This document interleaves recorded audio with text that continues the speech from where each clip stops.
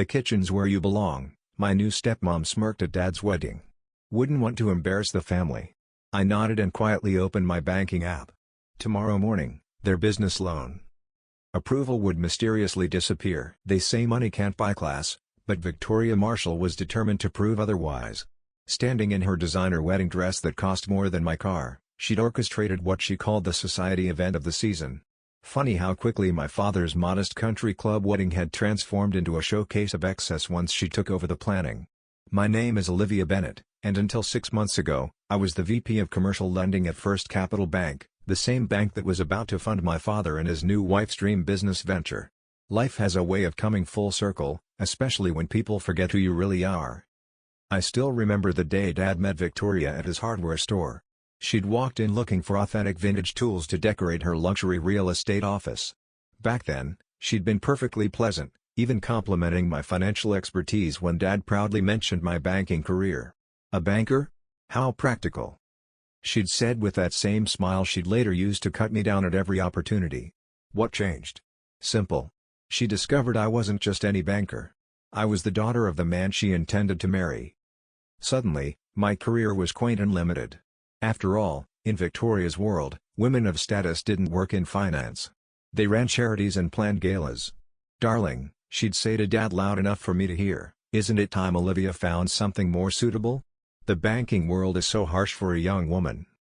Dad would just nod, already caught in her spell.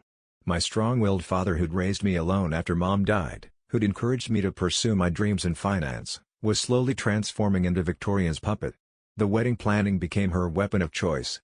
Every decision, every detail was calculated to remind me of my place, or rather, the place she thought I deserved. "The seating chart is rather complicated," she'd say during planning meetings. "We have the governor's wife attending and several state senators. We need to be selective about table assignments." I watched my place card move further and further from the main tables until finally, a week before the wedding, I overheard her talking to her wedding planner. "Put Olivia in the kitchen entrance. She'll understand. It's where the help usually sits." The help. That's what I'd become in my own father's wedding. The daughter he'd raised alone, who'd graduated top of her class, who'd become the youngest VP in First Capital's history, reduced to the help. But Victoria had made one crucial mistake. She'd been so busy orchestrating her perfect wedding that she'd forgotten to check who was handling her business loan application.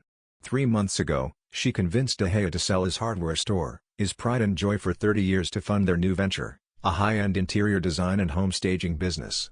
Victoria's vintage ventures would cater to the elite circles she so desperately wanted to join. The loan application had landed on my desk through pure coincidence.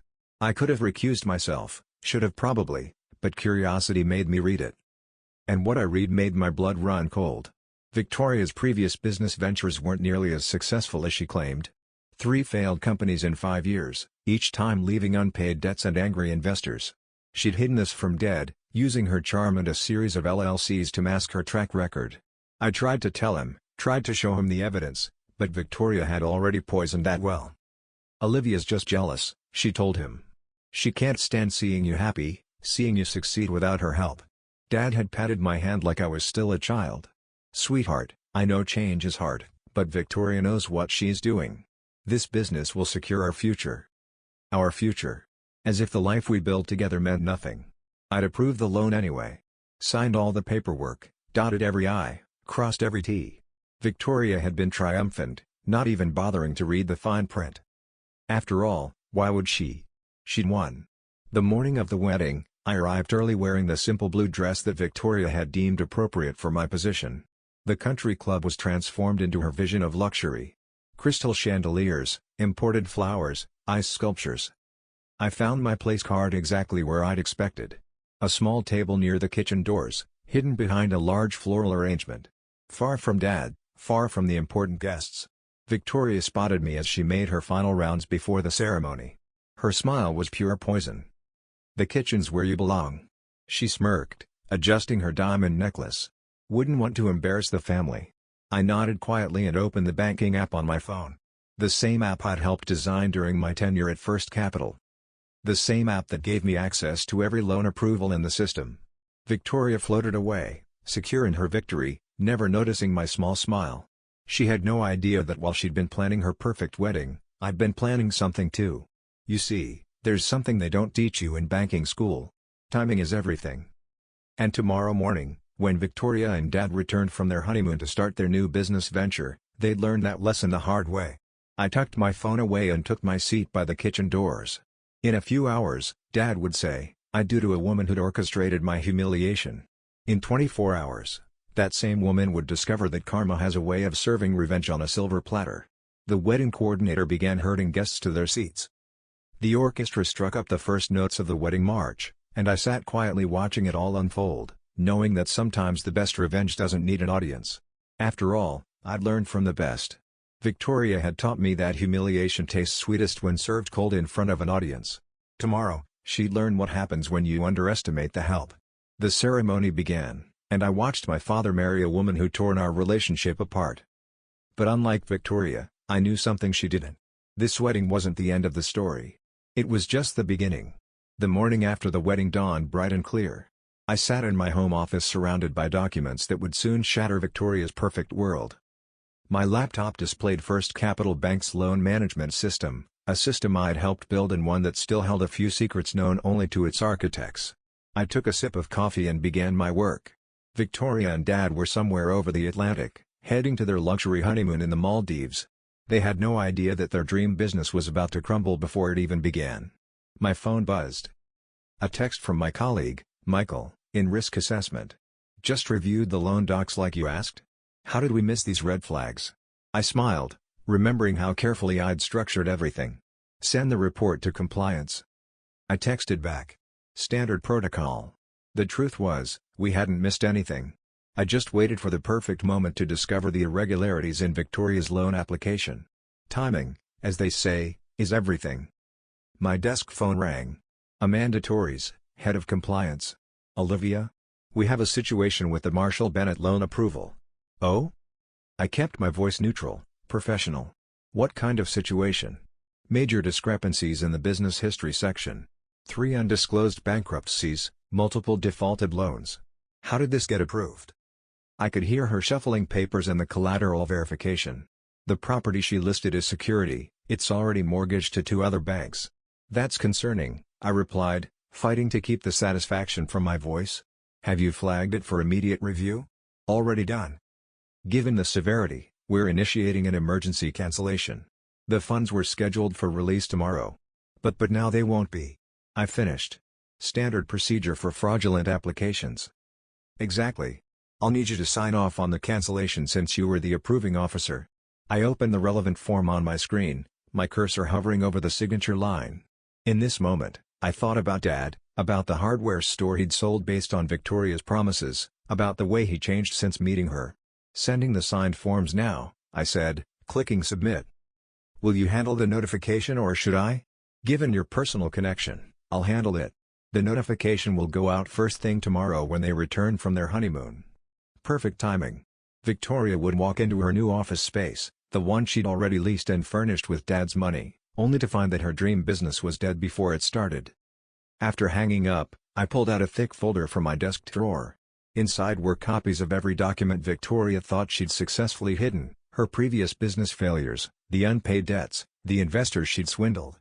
I'd been collecting them for months, waiting for the right moment. My phone buzzed again, a message from Victoria's daughter, Sophia, who'd been just as cruel as her mother throughout the wedding planning.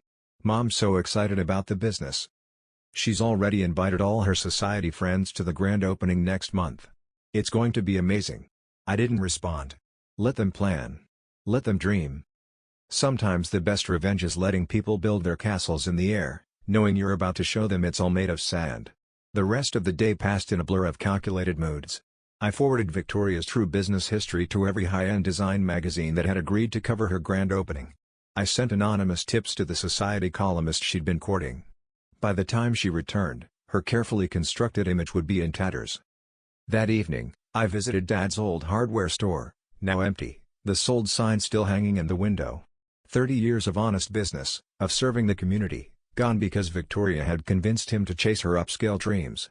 My phone lit up with a photo from their honeymoon. Dad and Victoria on a pristine beach.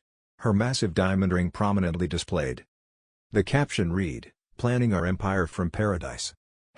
#business goals, #new beginnings." If only she knew. The next morning, I arrived at work early, wanting to be there when everything fell apart. At precisely 9 a.m., the automated system sent out the loan cancellation notice. At 9:05, Victoria's dream officially died. I didn't have to wait long for the reaction. At 9:17, my phone exploded with notifications. First came Victoria's text, "All pretense of civility gone. What a heavy you doing." Then, "Sophia. Mom's hysterical. Fix this now." At 9:25, Dad called. I let it go to voicemail. Some conversations needed to happen in person. At 9:45, Victoria stormed into my office, her designer outfit slightly disheveled, her perfect makeup smeared by angry tears. Dad followed behind her, looking confused and angry.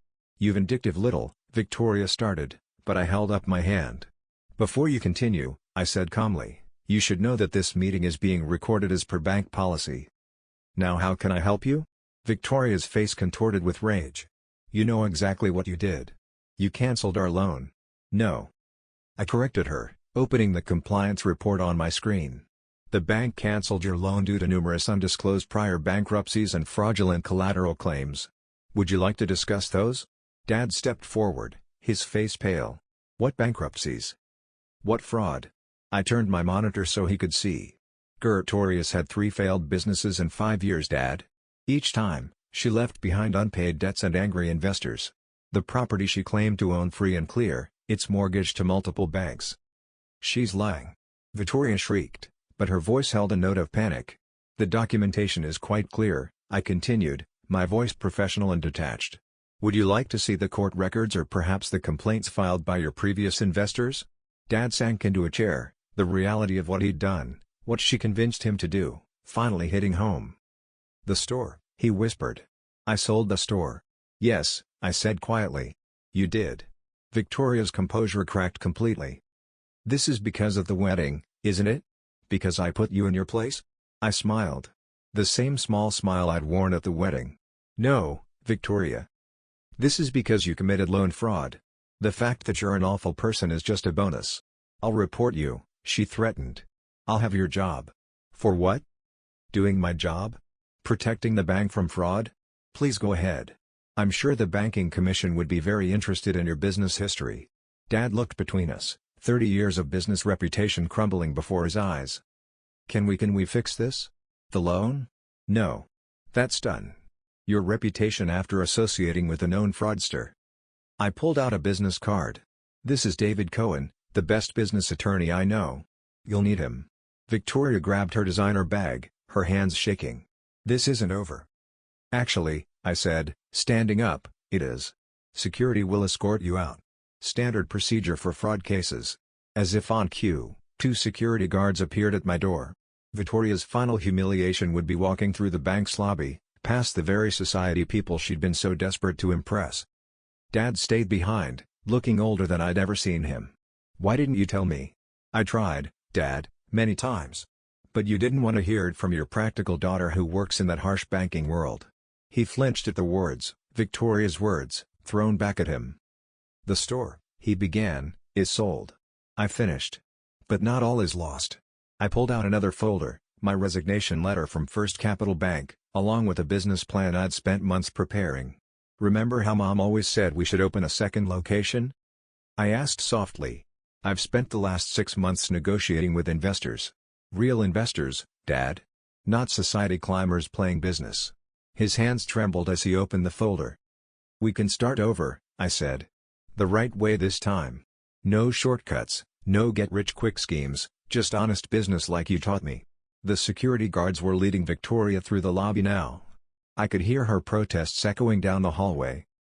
Dad looked at the business plan, then at me. "Why?" "Because sometimes," I said, "people need to lose everything to remember what really matters." Through my office window, I watched Victoria climb into her luxury car. Her dream of social climbing via my father's hard work shattered. Sometimes revenge isn't about destroying someone, it's about exposing who they really are. And sometimes the best revenge is rebuilding something better from the ashes of what was lost. 1 year can change everything.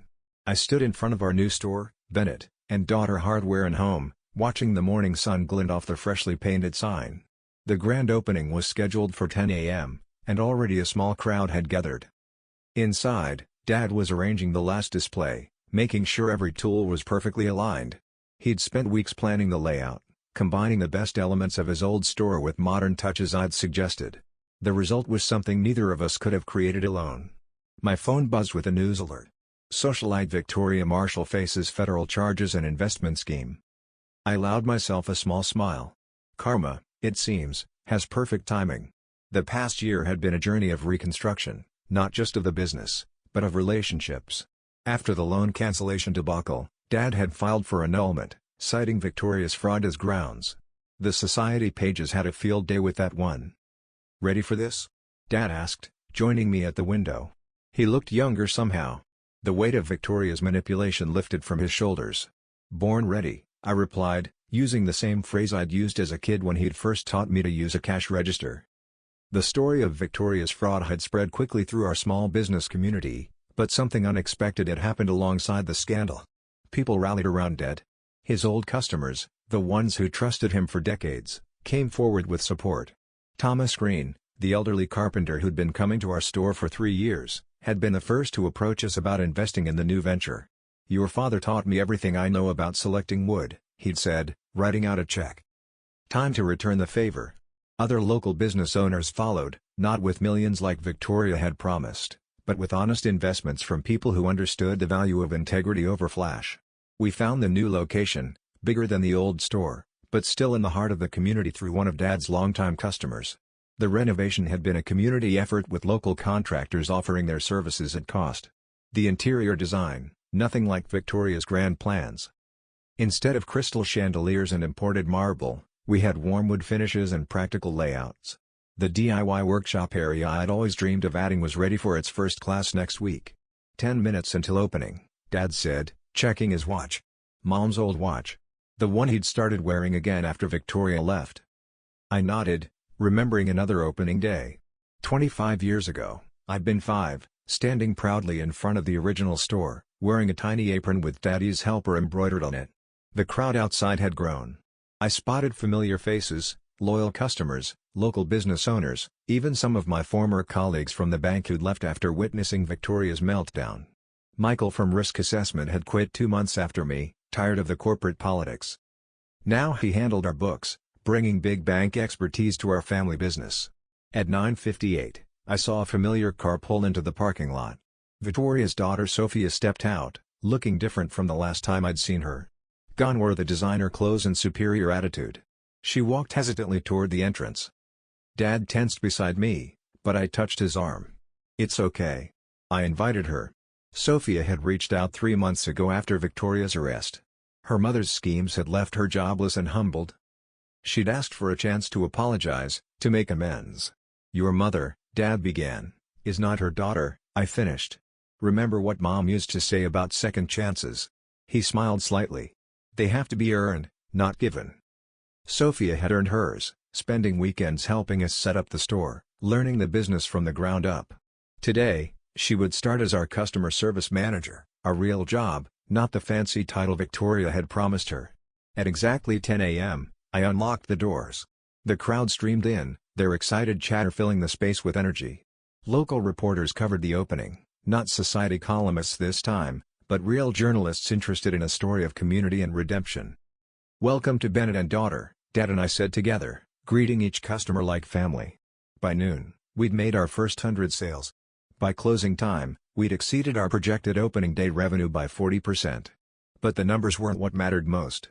What mattered was the moment a young girl walked in with her mother, pointed to my name on the sign, and said, "Look, Mom. A girl can run a store too." What mattered was seeing Dad in his element again, explaining the difference between Phillips and flathead screwdrivers to a first-time homeowner. What mattered was Sophia, helping an elderly customer find the right light bulbs, genuine smile, replacing her old smirk. That evening, after the last customer left, Dad and I sat in the office, Mom's old desk between us, now holding both our computers. "She would be proud," Dad said quietly, "of both of us." I looked around at what we built from the ashes of Victoria's deception. "You know what I think she'd be most proud of?" "What's that?" "That we prove success doesn't need schemes or fraud, just honest work and real relationships." He nodded, understanding in his eyes. "Speaking of relationships, I got an interesting call yesterday from Margaret at the bank. I raised an eyebrow. Margaret had been my mentor before Victoria came along. The board is investigating all of Victoria's connections. Seems she had quite a network of fraudulent loans.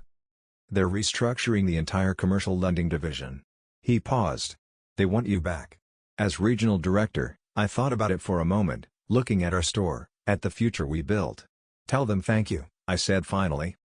But I'm exactly where I belong. Dad smiled, the proud smile I'd missed during Victoria's reign. Yes, you are. Later that night, as I was closing up, I found Victoria's wedding seating card still tucked away in my desk drawer. Kitchen entrance, it read an elegant script. I smiled and dropped it in the shredder. Some things aren't worth keeping, even as reminders. My phone buzzed one last time. A message from the prosecutor handling Victoria's case, confirming my appointment to testify next week. But that was just details now.